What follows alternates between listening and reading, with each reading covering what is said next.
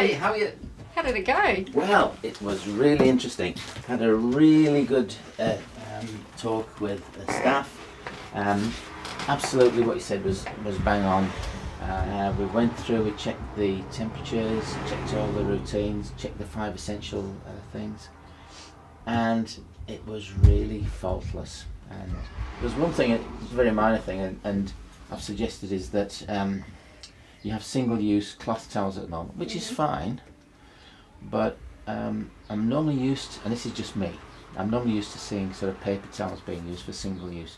So having a look at all the foods that you did, and I'm very confident actually that you're conforming right the way through, and there was a couple of areas where you're actually, I'd say you were in the performing level, so you're actually going above and beyond with things and that.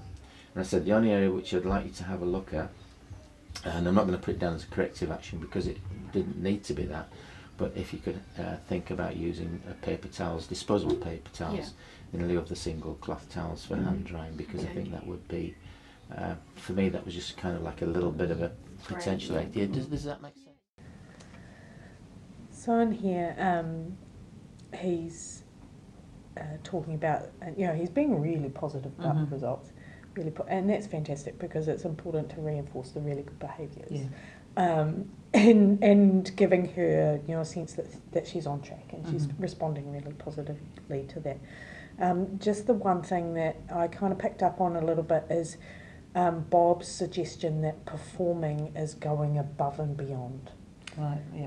It's kind of not. Performing is meeting the requirements. It is. It's doing a bang-up job, but it's not going above and beyond what the requirements are. That's kind of outside of the regulatory system. That's added on extras. Performing is, there's really nothing to change. You can carry on doing what you're doing. It is an A grade. An A grade doesn't mean you're exceeding the curriculum requirements, if that's what the example is that he's using. You can achieve an A without ever stepping outside of the curriculum. If you were going above and beyond, you probably actually wouldn't get a grade for that, but it would be something extra that might be commented on. So performing in its own right isn't necessarily doing anything above what we would hope that you're doing. It's more that conforming and non-conforming are probably a little bit more common, because not every student can be an A student, not every student is going to get everything right, but they're still doing enough to give us confidence in food safety. So that's just one little thing. I think verifiers need to be careful about implying that you can only get a performing if actually you're doing more than what the requirements ask you to do, and that's not the case. Would you say a lot of what he's seen then is actually performing, and maybe this issue that he's brought up, which he's saying is not a problem, but maybe there's potentially a better way to do it, would be a conforming? Well, actually, it's as he rightly points out, it is his personal preference. Right. Okay. He is giving this performing, as I see it, operator a recommendation for consideration.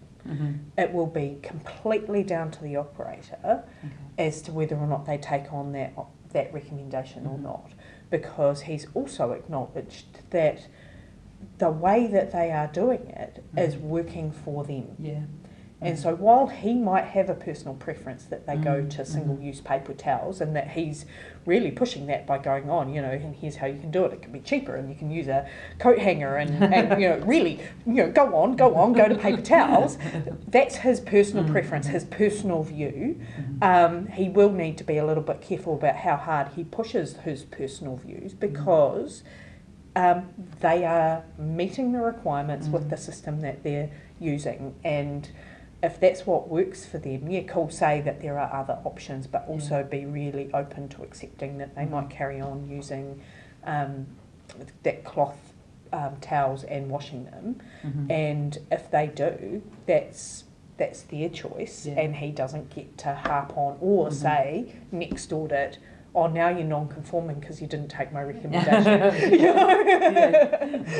So it's, Well, I was going to say though, that's a good point, because one thing we hear, I've been doing with the workshops that I've been doing, is verifiers going, oh well, the person who came in before didn't say that, and this issue for food businesses where they're feeling like there's a lack of consistency, really emphasises how important it is that verifiers make it clear when it's personal preference, and that the food business knows that isn't something they're doing right or wrong. They're still making safe food, but this is something that particular verifier really focuses in on. And we know verifiers have those things that they really care about, but just being clear about where that information sits in the verification.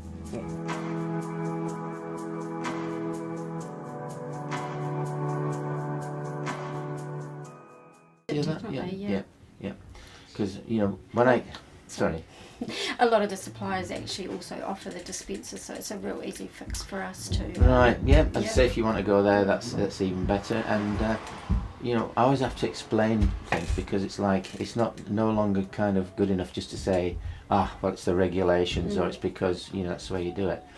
And the reason why hand hygiene really requires that kind of care is that the effective way that you clean your hands is the soap bit, and that first of all just kind of mobilizes the bacteria and removes the grease and things. These are the things which you see those, and it's like I mentioned to you before, they're things that people don't kind of perhaps even think that they're doing. It's kind of like unconscious behaviour. So this part is really good, because Bob is not only saying it's my personal preference that people use single-use towels, but then he's going on to give them the why, so that they can then make an informed choice for themselves, taking into other factors.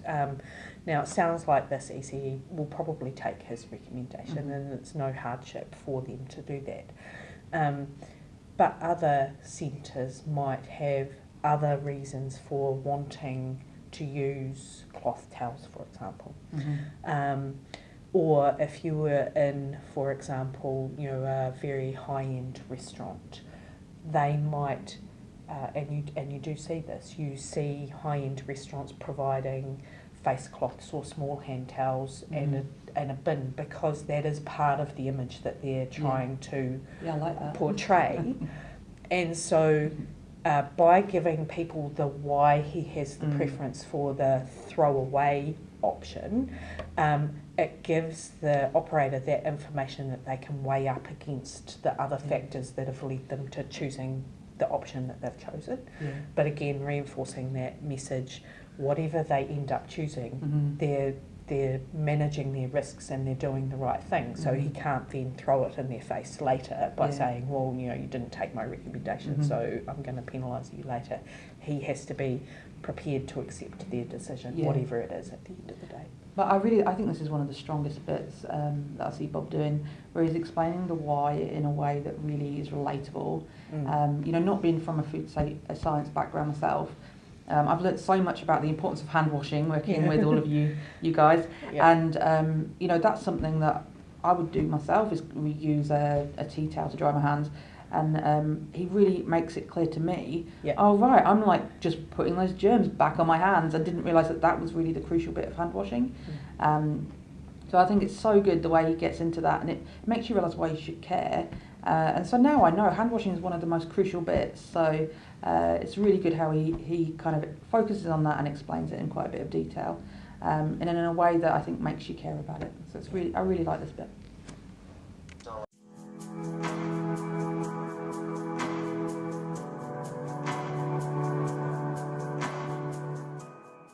So that's it. I'm Sounds really good. pleased. It's great It was news. a pleasure, and I've passed on my compliments to Coty and the other staff. Are there any things that I've brought up? Have you got any queries or anything before I finish? And what I can leave you with just a few little handouts here. This is for specifically for child care centres. These are the top 5 that we talked about in the entry meeting there. The thing which I always think it's important to do as well, you've got my contact details. Yeah.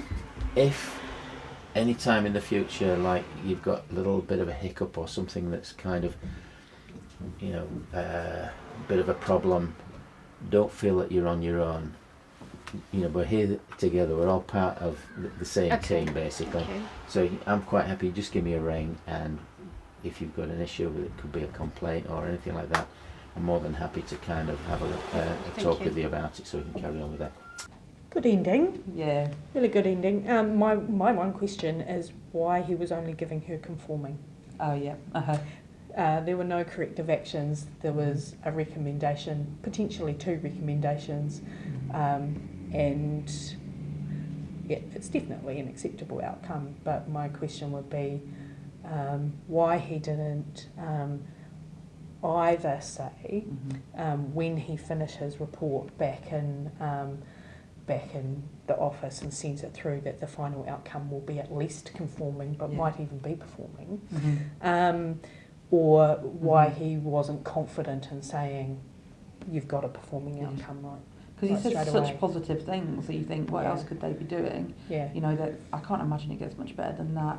And if he's not issuing any corrective actions or anything like that, then I don't know how he could get a different outcome than performing. Yeah, definitely.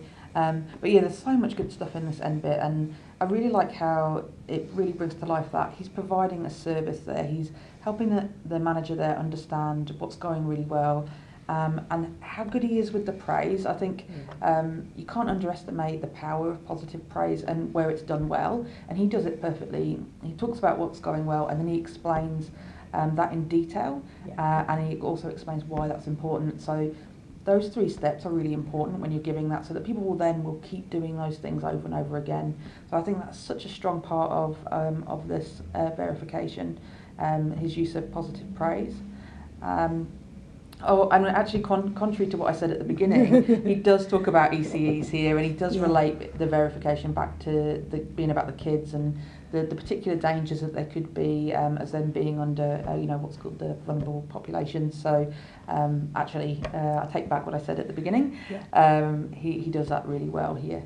And I also quite like the way he took resources along. He obviously thought about where he was going, and he didn't just hand them over. He actually explained how they could use them.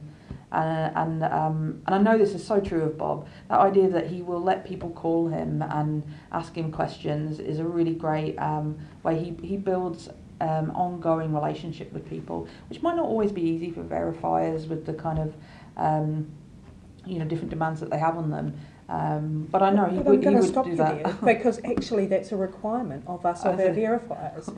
A verifier is not there once every 3 years. A verifier is not only there when their verification is due.